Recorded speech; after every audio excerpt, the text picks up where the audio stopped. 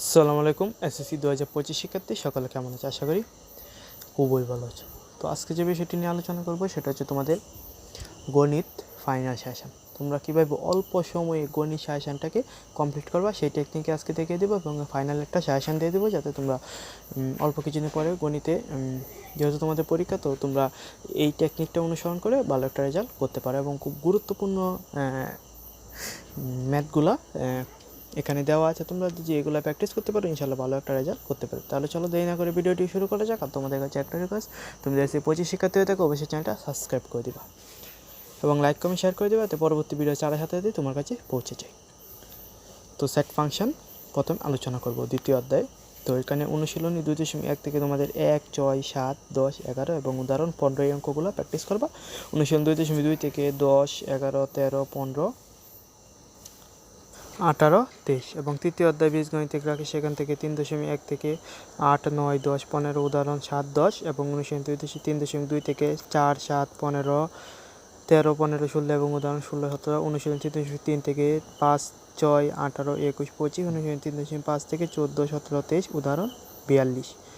চতুর্থ অধ্যায় সূচক ও লগারিদম, সেখান থেকে 4.1 থেকে 4, 6, 8, 15, 16, 18 উদাহরণ 4, অনুশীলন 4.2 থেকে 1, 4 উদাহরণ 6 এবং 10 প্র্যাকটিস করলেই হবে।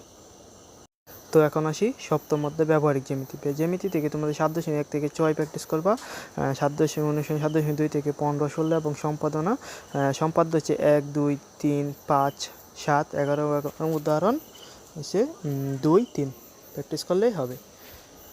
তারপর অষ্টম অধ্যায় বৃত্ত, সেখান থেকে 8.1 থেকে 3, 4, 6, 8 এবং অনুশীলন 8.2 থেকে 3, 4, 5 এবং উপপাদ্য 15 এবং উদাহরণ 1, 17, 18, 22, 23। নবম অধ্যায় ত্রিকোণমিতিক, সেখান থেকে 9.1 থেকে 5, 11, 17, 21 উদাহরণ 10, 11, অনুশীলন 9.2 থেকে 20, 24, 26 উদাহরণ 14 এবং সসীম ধারা থেকে অনুশীলন 13.1 থেকে 8, 15, 16, 21, 23 উদাহরণ 3, 5 এবং অনুশীলন 13.2 থেকে 8, 9, 11, 15 এবং 23 প্র্যাকটিস করলেই হবে। ইনশাল্লাহ তোমাদের এখান থেকেই কমন পড়বে।